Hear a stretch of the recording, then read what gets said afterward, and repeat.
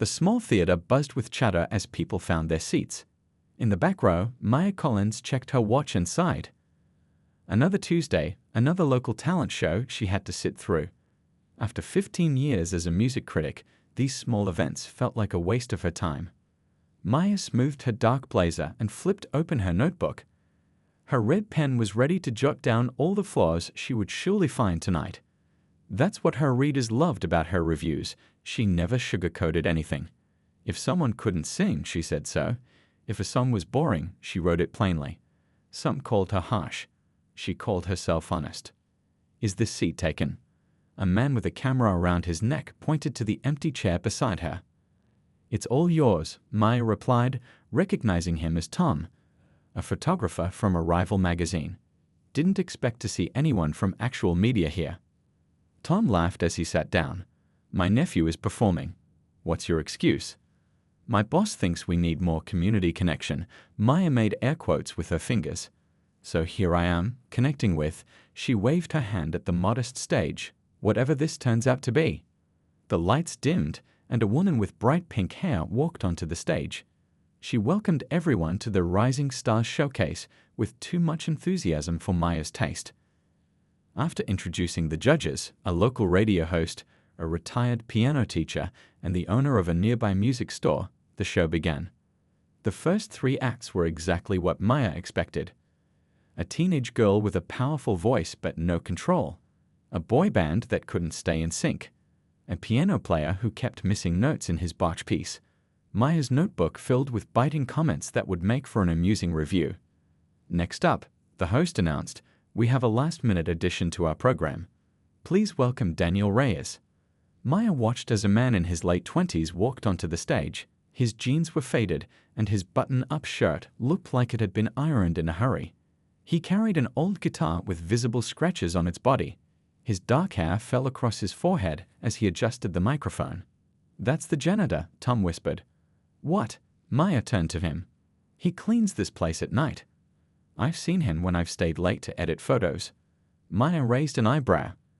"And they're letting him perform." She didn't bother to lower her voice. A few people turned to look at her, but she didn't care. This wasn't a charity event. If they wanted to be taken seriously, they needed serious talent. Daniel cleared his throat. "Good evening," he said softly. I usually just play when the building is empty, but Mr. Wilson heard me last week and suggested I try tonight." He nodded toward the music store owner, who gave him an encouraging thumbs up. Maya rolled her eyes. "Great, so we're getting the janitor's shower songs," she muttered. Tom chuckled beside her. Daniel's hands trembled slightly as he positioned his fingers on the guitar. The audience waited. Some people checked their phones, already losing interest. "I wrote this song about my grandmother," Daniel said. "She taught me to play when I was little. It's called Across Oceans." The first few notes were hesitant, almost making Maya wince. She wrote "Amateur Hour Continues" in her notebook and underlined it twice. But then, something unexpected happened. Daniel took a deep breath, closed his eyes, and began to sing. His voice was quiet at first, but it carried a warmth that made people look up from their phones. His fingers moved more confidently across the strings, creating a melody that somehow felt both new and familiar. Maya's pen hovered above her notebook. She waited for the mistake, for the moment when his true lack of training would show. But instead, his voice grew stronger, and the simple melody became something more complex. Tom lowered his camera, forgetting to take photos. "Wow," he whispered. Maya didn't respond. For the first time that evening, she wasn't thinking about her review. She was just listening. And she wasn't the only one. Around the theater, people were sitting up straighter, their eyes fixed on the unassuming man on stage. Something was happening in this small theater on an ordinary Tuesday night, something Maya hadn't expected at all. The janitor was playing from his soul, and everyone could feel it. The first minute of Daniel's performance had already silenced most of the whispers in the room. Maya sat frozen, pen still hovering above her notebook, waiting for the spell to break. Surely he would hit a wrong note soon, or his voice would crack on a high note. That's how these things always went. But it didn't happen. Instead, Daniel's fingers moved across the guitar strings with growing confidence. The hesitation that had marked his first few notes was gone now, replaced by something that looked almost like muscle memory, as if his hands knew exactly where to go without him having to think about it. His grandmother taught him that.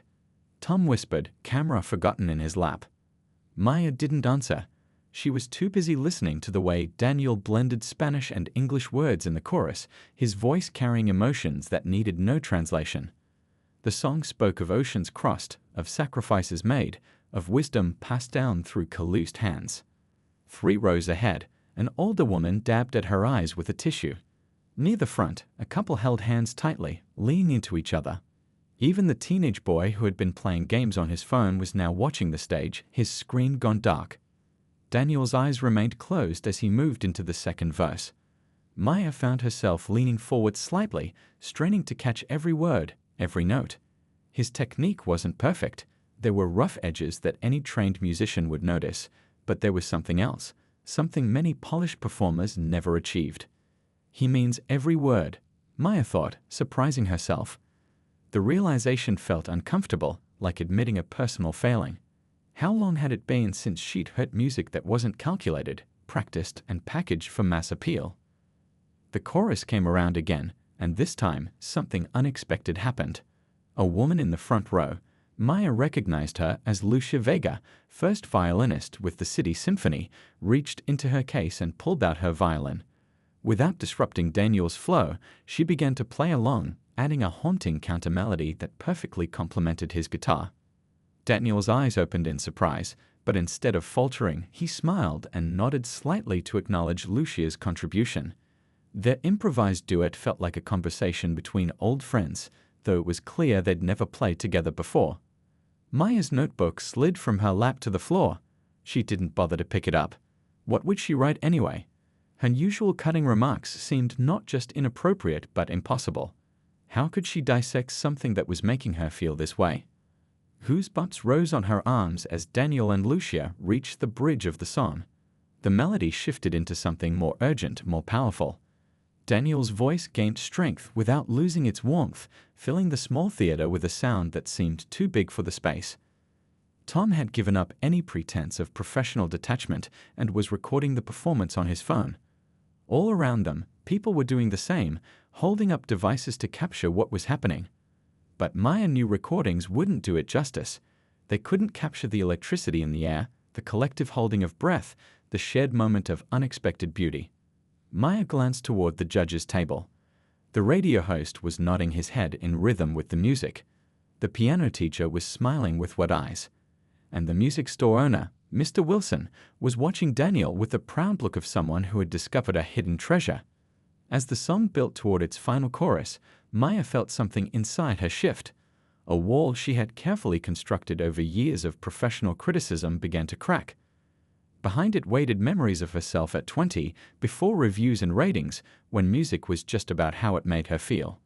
Daniel's voice dropped almost to a whisper for the final lines, forcing everyone to lean in, to really listen. The violin faded to a gentle echo. And then, as the last note hung in the air, pure and perfect, Maya realized she had forgotten to breathe. The silence that followed lasted only a second, but it felt longer, as if everyone in the room needed a moment to return to reality before they could respond. And then the applause began. The applause rolled through the theater like thunder. People who had been slouching in their seats were now standing, clapping with genuine excitement. Even the teenagers who had been texting all evening had pocketed their phones to use both hands for applauding. Daniel stood on stage, looking surprised by the reaction. His cheeks flushed red as he gave a small, awkward bow. Lucia, the violinist, reached out to shake his hand, and the audience clapped even louder. "Thank you," Daniel said into the microphone, his voice soft compared to the room's energy. "Thank you so much." The pink-haired host practically bounced onto the stage. "Wow, wasn't that something?" she gushed, patting Daniel on the shoulder. "I think we might need to hear one more from you tonight. Would that be okay?" Daniel's eyes widened. "Oh, I only prepared the one song." "Play anything," someone shouted from the middle of the theater. "Yes, please play another," called a woman near the front. The crowd's enthusiasm seemed to both overwhelm and encourage Daniel. He looked toward the judge's table, where Mr. Wilson gave him another thumbs up. I guess I could play something else, Daniel said, adjusting his guitar strap. This is a song I play sometimes when I'm cleaning late at night. It helps make the work go faster. Maya realized she was still standing, still clapping. She slowly lowered herself back into her seat, feeling oddly embarrassed by her reaction. Critics weren't supposed to get carried away like the regular audience. She had an image to maintain. But that image felt suddenly unimportant as Daniel began to play again. This song was different, faster, more rhythmic. Within seconds, people were tapping their feet and nodding their heads to the beat. He's playing a janitor's work song, and it sounds like this? Tom whispered, shaking his head in disbelief. Maya noticed a man in an expensive suit 3 rows ahead. She recognized him immediately, Pete Reynolds, one of the biggest producers in the business. He was filming Daniel's performance on his phone, a serious expression on his face. Maya had been trying to get Pete to return her calls for months, hoping to interview him for a feature article. As Daniel's second song filled the room, Maya watched how people responded. A father lifted his young daughter onto his shoulders so she could see better. An elderly couple held hands, smiling at each other as if the music reminded them of something precious. 2 teenage girls who had been whispering and giggling all evening were now completely silent, watching Daniel with wide eyes. The room had transformed.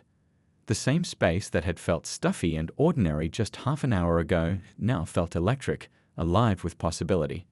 And at the center of this change was the janitor with the scratched guitar. Maya found herself asking questions she rarely considered at these events. Where had he learned to play like that? Why was he working as a janitor instead of performing professionally? Who else had heard him before tonight? As the second song reached its final chorus, some people in the audience began to sing along, picking up the simple, catchy refrain. Daniel's surprised smile grew wider, and he nodded encouragingly, playing louder to support their voices. Maya remained quiet, but something was stirring inside her, something that felt dangerously like inspiration. She hadn't felt inspired by music in a long time. Her job had become about finding flaws, about clever criticisms that would make her readers chuckle. When had she stopped looking for beauty? The song ended with a flourish, and this time the applause was immediate. People whistled and cheered. Someone shouted "Bravo" from the balcony. Maya glanced down and realized she still hadn't picked up her fallen notebook. Her handmade red pen, a gift from her first editor, lay untouched beside it. For the first time in years, Maya didn't have words ready to describe what she'd heard. Her usual vocabulary of technical terms and industry jargon seemed completely inadequate. As Daniel took another humble bow, Maya knew one thing for certain. Tonight would not be just another predictable review. Something had shifted, not just in the room, but in her. And she wasn't sure how she felt about that at all. The rest of the showcase continued, but Maya barely noticed the other performances. Her mind kept returning to Daniel's songs, replaying the moments when his voice had filled the small theater. She finally picked up her notebook and pen, but instead of writing her usual sharp criticisms, she found herself doodling music notes in the margins. "You okay?" Tom asked during a break between acts. "You look like you've seen a ghost." "I'm fine," Maya said quickly, covering her doodles with her hand. "Just thinking." "About the janitor?" Tom grinned. "Pretty amazing, right? Never would have guessed it." Maya nodded but didn't elaborate. How could she explain what was happening inside her? It wasn't just that Daniel had talent. She'd seen plenty of talented performers over the years. It was something else, something that made her question everything about her approach to music. As the last performer left the stage, the pink-haired host returned to announce that the judges needed time to deliberate. People began to stand up, stretching and chatting excitedly as they headed toward the lobby for refreshments. "Coming?" Tom asked, pointing toward the exit. "In a minute," Maya replied. When Tom left, Maya remained in her seat, her thoughts swirling like autumn leaves in a storm. She took out her phone and opened the Notes app where she typically outlined her reviews. She stared at the blank screen, fingers hovering over the keyboard. What would she write about tonight? Her usual formula felt wrong. She prided herself on being honest, but her version of honesty had become predictable. Find the flaws, point them out cleverly, throw in a few compliments if deserved. Her readers expected it. Her editor rewarded it. But tonight? Maya closed her eyes and remembered how she had felt when she first became a music critic. Back then, she had wanted to share her love of music to help people understand why certain songs or performances moved her. When had that changed? When had she started focusing only on what was wrong instead of what was right? She opened her eyes and began to type, not a review outline, but a list of questions. Why does Daniel work as a janitor? Where did he learn to play like that? What else has he written? Does he perform anywhere regularly? Why hasn't anyone discovered him before? The last question made her pause. Maybe people had discovered him before. Maybe they had just forgotten to listen, like she almost had. Maya looked up to see Pete Reynolds, the famous producer, talking animatedly on his phone near the theater entrance. He was gesturing with his free hand, his expression serious and focused. Maya had a pretty good idea who he was talking about. She should be networking with Pete right now. That had been part of her plan in coming tonight, to finally corner him for that interview she wanted. Instead, she found herself slipping out of her row and heading toward the backstage area. She wasn't sure what she would say to Daniel. Her usual post-performance comments wouldn't fit. Your technique needs work, or your timing was off in the second verse, seemed not just inappropriate but completely beside the point. As she approached the backstage door, Maya noticed her hands were sweating. Why was she nervous? She talked to performers all the time. But something felt different now. She wasn't just a critic approaching a musician, she was a person who had been moved approaching another person who had moved her. The security guard at the door recognized her press badge and nodded her through. The backstage area was small and cluttered with equipment cases and water bottles. Maya spotted Daniel in the corner, carefully placing his guitar in its one case. He looked different under the harsh backstage lights, younger, more vulnerable. Maya took a deep breath and walked toward him, still not knowing what she would say. For the first time in her 15-year career, Maya Collins, the critic known for always having the perfect cutting remark, was completely at a loss for words. And somehow that felt exactly right. Daniel looked up as Maya approached. Recognition flickered across his face, not the kind that came from meeting someone before, but the kind that came from seeing their photo next to scathing reviews in music magazines. "You're Maya Collins," he said, his fingers nervously clasping the handle of his guitar case. Maya nodded. Up close, she noticed details she had missed from her seat in the audience: a small scar above his right eyebrow, the slight calluses on his fingertips, the patch on his jacket sleeve that had been carefully sewn on. "I am," she said, then fell silent again. The backstage area bustled around them, other performers gathering their things, tech crew wrapping up cables, the judges' voices drifting from a nearby room. But between Maya and Daniel, there was a pocket of strange, charged quiet. "I read your column every week," Daniel finally said. He straightened up, as if preparing himself for whatever cutting remarks she might deliver. "You tell it like it is." Maya almost winced at his words. Is that really how people saw her? As someone who tells it like it is, a phrase often used to justify unkindness. "Your performance was," Maya started, then stopped. The usual words wouldn't come. Amazing. Too generic. Surprising? Too condescending. Technical terms like pitch perfect or harmonically complex seemed too cold for what she had experienced. Daniel waited, his expression a mixture of hope and resignation. He'd clearly read enough of her reviews to expect the worst. "Your grandmother," Maya said instead. "The one who taught you to play. Tell me about her." Surprise replaced the wariness in Daniel's eyes. "My abuela?" He set his guitar case down and a small smile softened his face. "She played in bars in her hometown in Mexico before coming to the States. She couldn't bring much when she crossed the border, but she brought her guitar. She taught you well." Daniel's smile widened slightly. "She said music was the only thing worth learning that couldn't be taken away from you. Even if they take your instrument, the music stays in your head and heart." Something tightened in Maya's chest. When was the last time she had thought of music that way? As something precious that lived inside a person, not just as something to be analyzed and judged. The door to the judges' room opened and the three judges emerged, holding clipboards and smiling. They headed toward the stage, obviously ready to announce their decision. "They're going to call everyone back," Daniel said, reaching for his guitar case again.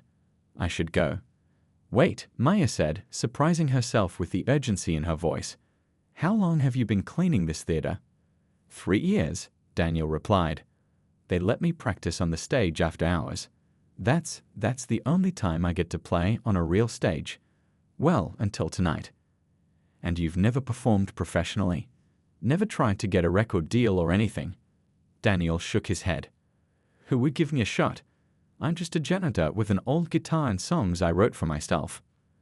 Before Maya could respond, the pink-haired host's voice boomed over the speakers, calling all performers back to the stage for the results. Daniel picked up his guitar case and headed toward the stage entrance. Maya followed, not ready for their conversation to end. As they reached the wings, she could see the audience had returned to their seats. The energy in the theater was different now, excited, expectant, and Maya realized with a jolt that she actually cared who won tonight's showcase. From her spot in the wings, Maya could see Pete Reynolds had returned to his seat. He was looking at his phone, but he glanced up frequently toward the stage, waiting. The host welcomed everyone back and began a speech about how difficult the judging had been, how much talent they had seen tonight. Maya barely heard the words. Instead, she watched Daniel, standing with the other performers at the back of the stage, holding his guitar case like a shield. He didn't look like someone expecting to win. He looked like someone just grateful to have been allowed on stage at all. And suddenly, Maya knew exactly what she needed to write about tonight. The host's voice rose with excitement as she prepared to announce the winner. And the first prize of tonight's Rising Stars Showcase goes to... Maya held her breath, suddenly aware of how much she wanted Daniel to win. The other contestants had talent, sure, but none of them had made the audience feel what Daniel had. Daniel Reyes. The crowd erupted in cheers. People jumped to their feet, applauding wildly. On stage, the other contestants turned to Daniel with genuine smiles, patting him on the back as he stood frozen in shock. Go, Maya whispered from the wings. Go on. Daniel seemed to shake himself out of his daze and stepped forward. He carefully set down his guitar case and walked to the center of the stage, where the host handed him a small trophy and an envelope.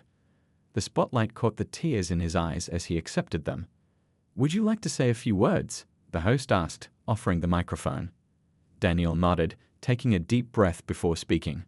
Thank you, he said, his voice soft but steady. I never thought, I'm usually the one sweeping up after shows like this, not standing here. Laughter rippled through the crowd, warm and appreciative. I want to thank Mr. Wilson for hearing me practice and suggesting I try out. And Lucia for joining me with her violin. And my grandmother, who couldn't be here tonight, but who taught me everything I know about music.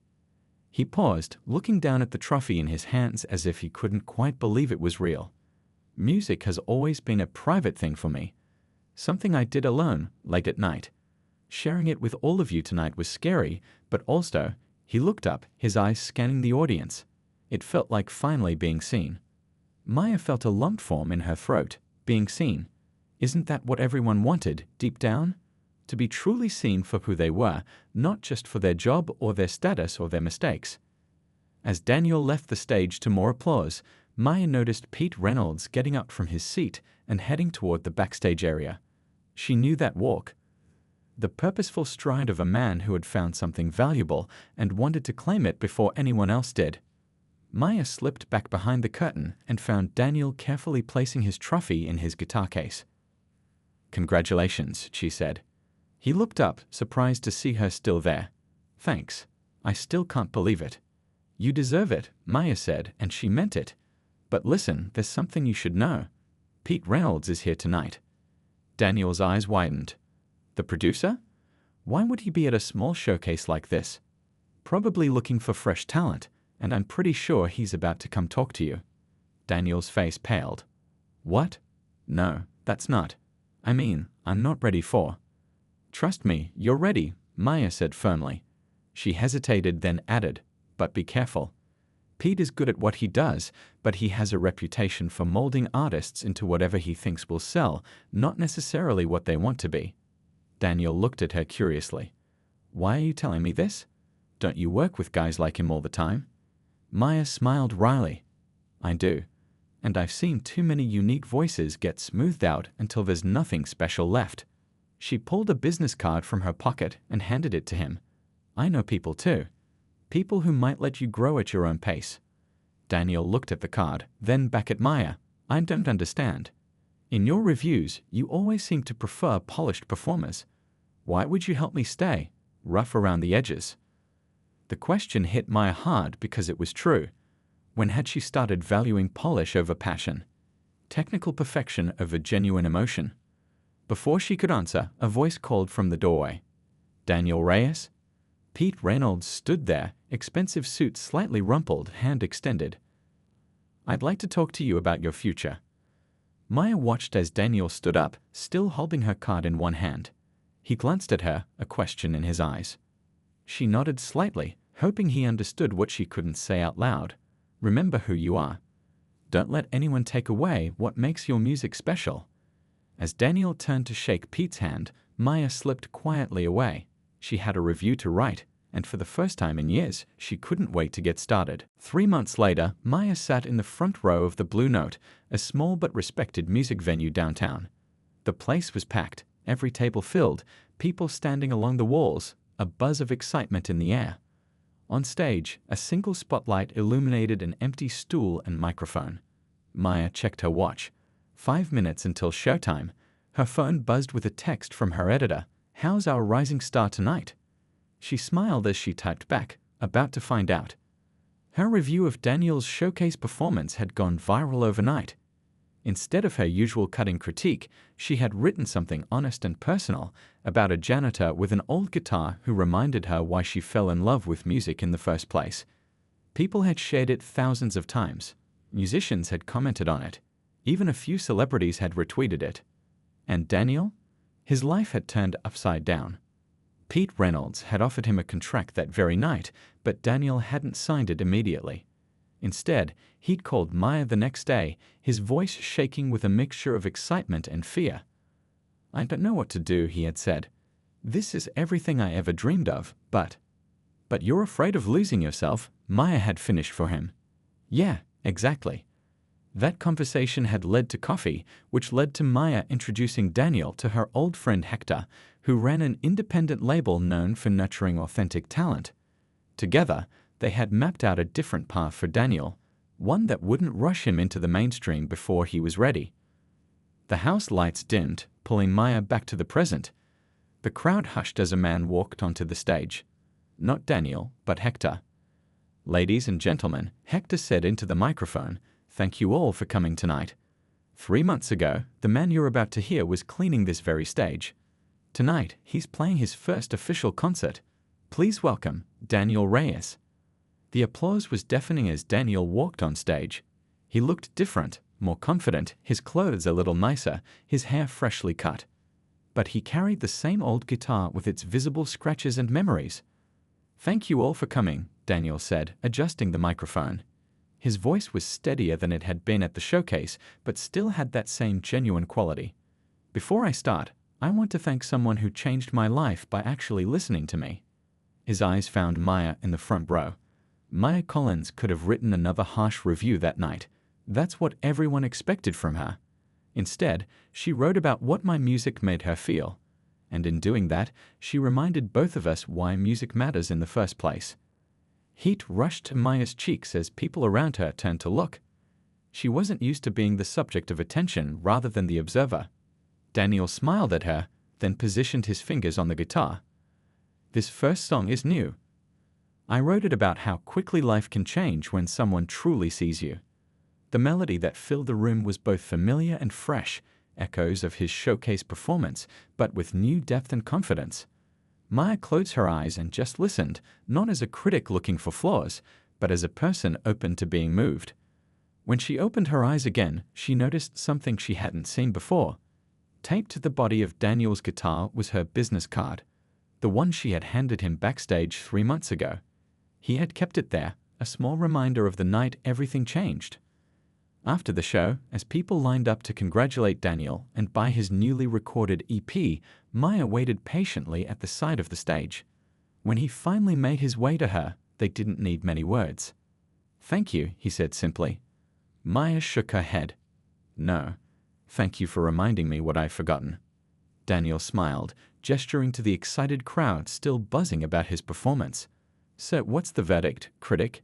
Did I pass the test? Maya laughed. I'm not here as a critic tonight, she said, just as someone who knows what it feels like to finally remember why they fell in love with music. And in that moment, with the echo of honest music still hanging in the air, that felt like more than enough.